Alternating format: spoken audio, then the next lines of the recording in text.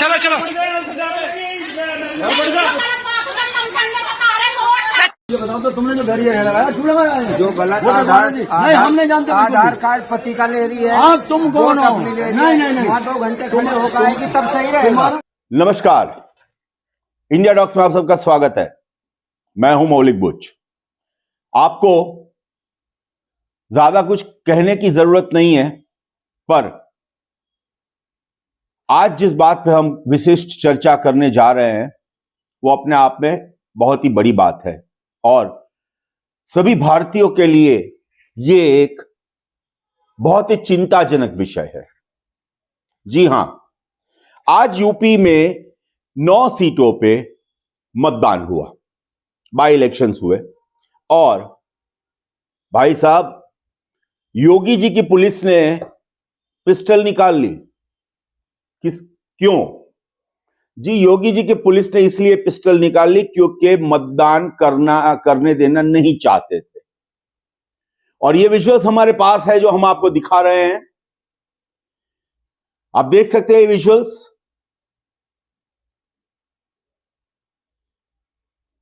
जिस तरीके से ये पिस्टल निकाली गई है, ये संविधान के सामने सबसे बड़ा खतरा हो चुका है। ये खतरा है संविधान के सामने।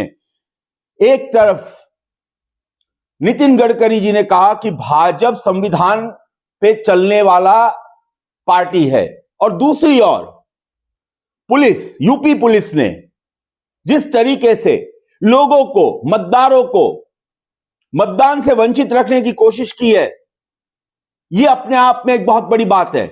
और यह कोई कहा सुनी बात नहीं है। हर किसी पार्टी ने इसका विरोध किया है, इस बात को बहुत बड़े लेवल पे ले गए हैं। और ये आने वाले दिनों में भारत की राजनीति बदल देगी। जी हां, आने वाले दिनों में भारत की राजनीति भी बदलने वाली है। क्यों बदलने वाली है? क्योंकि संविधान का चीरहरण हुआ है।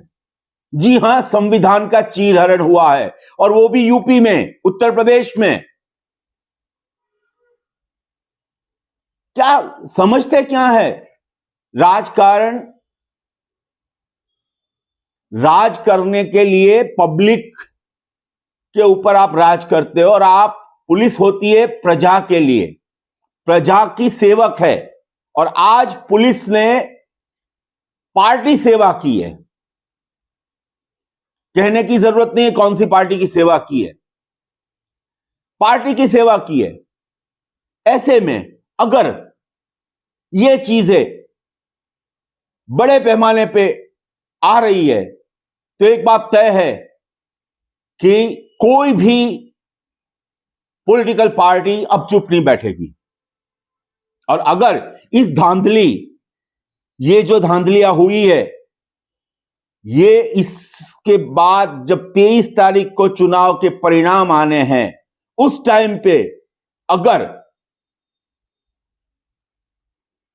बीजेपी के प्रत्याशी जीत रहे हैं तो अखिलेश यादव, जो कि समाजवादी पार्टी के मुखिया है, वो रास्ते पे आएंगे। और इस चीज, और ये जो पुलिस का दमन है, उस पुलिस दमन के सामने वो रास्ते पे आएंगे और ये बहुत बड़ा हल्ला हो सकता है। भारत में शायद ये पहली बार ऐसा चुनाव है जिसमें पुलिस ने पिस्टल निकाली है मतदारों के सामने, मतदारों को मतदान न करने के लिए। पहली बात तो ये बता दे कि पुलिस के पास कोई पावर्स नहीं होते सिवाय सिक्योरिटी के, कोई भी तरह का I card, voter ID check करने के। फिर भी इस बार यूपी के जो 9 सीटों पे चुनाव होने वाले, उसमें ऑलमोस्ट सभी सीटों पे पुलिस ने अपना ये काम शुरू कर दिया। और शुरू किया इतना ही नहीं, उन्होंने लोगों को वापस धकेला। पुलिस गुंडाई पे उतर आई थी, और जब पुलिस गुंडाई पे उतर आती है तो बेचारा भारत का नागरिक करेगा क्या? ये कोई एक समुदाय की बात नहीं है, ये पूरे भारत वर्ष की बात है, हर भारतवासी की बात है। इसमें ना कोई धर्म है, ना कोई जाति है। यह Bharat, Indian citizen of India की बात है। कॉन्स्टिट्यूशन यानी कि संविधान का चीरहरण हुआ है, और यह जो चीरहरण हुआ है, यह अपने आप में एक ऐसी शर्मनाक बात है जिसका जवाब योगी सरकार को देना होगा, मोदी जी को भी देना होगा, अमित शाह जी को भी देना होगा। एक दो पुलिस वाले को आपने निलंबित कर दिया इलेक्शन कमीशन के कहने पे, तो क्या आपने कोई बड़ी बात कर ली है? क्या आपने अपने आप को सुधार लिया है? और निलंबित कब किया आपने? क्योंकि सुबह 8 बजे से यह कंप्लेंट शुरू हो चुकी थी। जी हां, 8 बजे से ऐसी कंप्लेन आना शुरू हो चुका था कि लोगों को मतदान करने नहीं दिया जा रहा है। खास करके एक समुदाय को तो मतदान करने से रोका जा रहा है। और विजुअल्स है कि पुलिस पिस्टल ऐसे ताक देती है कि आप वापस चले जाओ। एक है तो सेफ है कि जो बात कर रहा था, बटोगे तो कटोगे की जो बात हो रही थी, कहां गई है सब बात? आप अगर डेमोक्रेसी में विश्वास रखते हैं, अगर संविधान को आप अपने माथे पे चढ़ाते हैं, तो संविधान का पालन कीजिए। मुझे लगता है शायद मोदी जी ने बहुत सही बात की थी जब उन्होंने कहा था कि राहुल गांधी लाल किताब लेके तो खड़े हैं संविधान की, पर उसके पन्ने कोरे हैं। यह शायद उन्होंने इसीलिए कहा था क्योंकि वो जानते हैं कि किस तरीके की धांधलियां करनी पड़ेगी इस बार। इस बार संविधान का अपमान हुआ है यूपी में, और यूपी में संविधान का अपमान हुआ है, इसमें कोई दो राय नहीं है। चाहे वो अपमान वीडियो में रिकॉर्ड हुए हो या ना हुए हो, आप ये समझ लीजिए कि अगर इसी तरह देश में प्रांतों में धांधलियां होती गई तो भारत में रिवॉल्यूशन आएगा। विप्लव की संभावनाएं हमें दिख रही है। हम ये प्रार्थना करते हैं कि ये विप्लव ना हो, क्योंकि ये विप्लव जब होता है तब बेगुनहगार निर्दोष भी उसमें आ जाते हैं, काम धंधा बंद हो जाता है। वैसे भी हमारा जीडीपी डाउन है, वैसे भी बेरोजगारी है, चरम सीमा पे है। और ये मैं नहीं कह रहा हूं, रिपोर्ट्स बता रहे हैं, ऑफिशियल रिपोर्ट्स जो सरकार के है वो बता रहे हैं कि बेरोजगारी अपने चरम सीमा पे है। ये सब होने के बावजूद भी क्या पुलिस प्रशासन को यह पता नहीं चल रहा है कि एक 9 सीटों के लिए आप जिस तरीके से मतदारों पे दमन कर रहे हैं, ये अपने आप में बहुत बड़ी क्राइम है। सिर्फ क्राइम ही नहीं, ये क्रिमिनल ऑफेंस है। भारतीय न्याय संहिता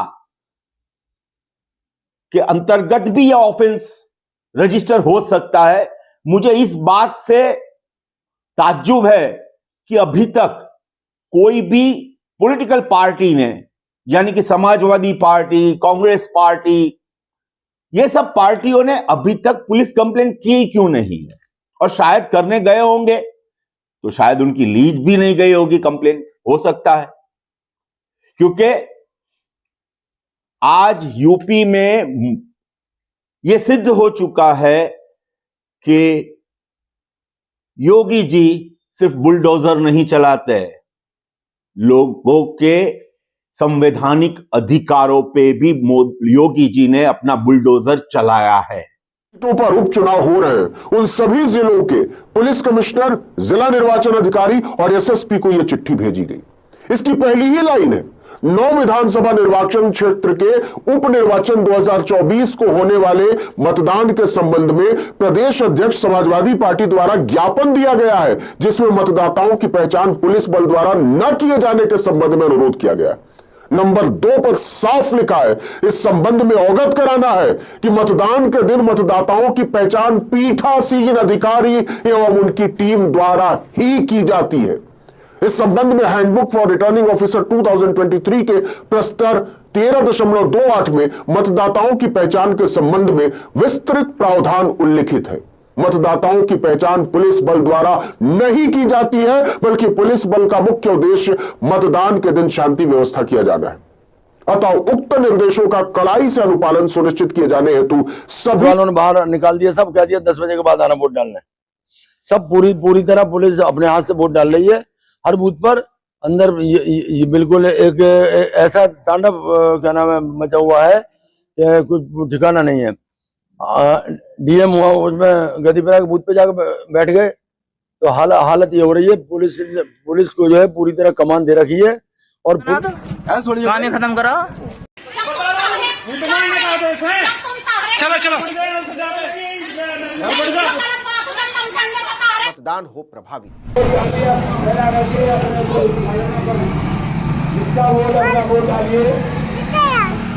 अपने मत का हक से प्रयोग करें कहने वाली सरकार का दूसरा चेहरा कुंदरकी विधानसभा में देखने को मिला है।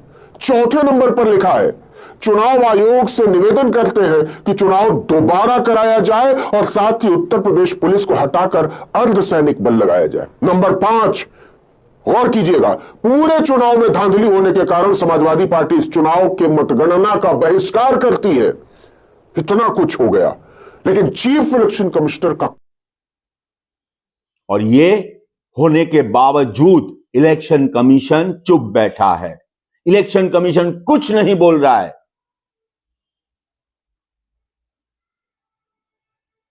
सीजेआई कोई प्रतिक्रिया नहीं है। आप सोचिए, भारत के एक नागरिक होने के कारण आप ये सोचिए कि अगर आप वोटिंग करने जाते हैं और अगर आपको वोट नहीं देना के लिए मनाही की जाती है, उसके लिए आपको डांटा जाता है, फटकारा जाता है, आपके ऊपर लाठियां चलाई जाती है, तो क्या ये हमारी डेमोक्रेसी है? क्या ये बाबा साहब आंबेडकर का जो कॉन्स्टिट्यूशन है उसके मुताबिक चल रहा है? ये सब खून खौल उठता है जब ये विजुअल्स हमने देखे। बहुत ज्यादा नाइंसाफी हो रही है और अब नाइंसाफियों का घड़ा भर चुका है। और अगर अखिलेश यादव यूपी में और महाराष्ट्र में अगर ऐसी धांधलियां निकली तो उद्धव ठाकरे, शिवसेना रास्ते पे आएगी। और रास्ते पे आएगी, ये हमारा अनुमान नहीं है, ये हमारा एक तरीके से आप कहिए कि हम ये देख रहे हैं और हम ये ना हो इसी के लिए मन से इच्छुक है, पर ये होके रहने वाला है। जिस तरीके से मतदारों को दबाया जाता है, धमकाया जाता है, उनको वोट नहीं देने की बात की जाती है, ये सब क्या है? क्या हम इसीलिए भारत को आजाद करवाया था हमारे पुरखों ने? जी नहीं, हमारे पुरखों ने भारत को आजाद करवाया था क्योंकि हमारे पुरख ये चाहते थे कि भारत एक डेमोक्रेटिक कंट्री बने। पर आज जब 75 साल आजादी के पूरे हुए हैं तो 75th एनिवर्सरी पे ही ये गिफ्ट मिला है भारतवासियों को कि उनको वोट देने के लिए रोका जा रहा है, जो कि उनका संवैधानिक अधिकार है। एक तरफ आप वोटिंग ज्यादा करने के लिए बड़े बड़े कैंपेन्स का आयोजन करते हैं, लाखों रुपए खर्च करके आप इश्तेहार देते हैं, और इस बार क्या हुआ? क्यों वोटिंग कम करवाया जा रहा है? क्यों ना बोला जा रहा है कि आप वोटिंग नहीं कर सकते हो? क्यों आधार कार्ड भी चेक किया जा रहा है, वोटर कार्ड भी चेक किया जा रहा है, अरे पान कार्ड भी चेक कर लिया जा रहा है? कोई जरूरत है क्या? और वो भी पुलिस कर रही है। वोटिंग बूथ के अंदर पुलिस प्रैक्टिकली धमका रही थी और लोग परेशान थे, नागरिक परेशान थे। जो प्रत्याशी थे उनको सुनने वाला कोई नहीं था। उनकी जो हालत थी वो बहुत ही ज्यादा दयनीय थी। पर इतना ज्यादा पावर दिखाने का कारण क्या है? कारण बहुत सिंपल है। अगर 9 सीटों में से 6 सीट समाजवादी पार्टी जीत जाती है तो योगी जी का सुपड़ा साफ हो जाएगा। और यह बात कोई नई बात नहीं है। देखना यह है कि इतनी अराजकता के बावजूद 23 तारीख को क्या होता है। क्या ये चुनाव जो बाई इलेक्शंस है वो कैंसिल हो रहे हैं? हो सकते हैं, या रिजल्ट आएगा, बीजेपी जीतेगी और फिर एक बार वही तानाशाही शुरू हो जाएगी। वैसे देखने जाए तो आज का जो वाकया है वो शायद तानाशाही से भी बड़ा है, और इस मामले में कभी कोई तहकीकात होगी भी नहीं, कोई करेगा भी नहीं, और ये सब शांत हो जाने वाला है। अगर आप हमारा भी ये वीडियो देख रहे हैं तो हमारी आप लोगों से हाथ जोड़ के गुजारिश है, संविधान को बचा लीजिए। संविधान को बचाना सिर्फ पत्रकारों का काम नहीं है। हर एक नागरिक जो भारतीय है, जो भारत के संविधान में मानता है, उसको पूछता है। आप सबकी यह जिम्मेवारी है कि आप संविधान को बचाइए। अब संविधान सचमुच खतरे में आ चुका है और आज संविधान की धज्जियां उड़ चुकी है यूपी में। आपके हाथ में है संविधान को बचाना। प्लीज बचा लीजिए। इसी के साथ इस वीडियो को हम खत्म करते हैं। कहना बहुत कुछ है, पर क्या करें, हमारी भी कुछ मजबूरियां हैं, लिमिटेशंस है। तो इसी के साथ आज्ञा दीजिए। नमस्कार, जय हिंद, जय भारत।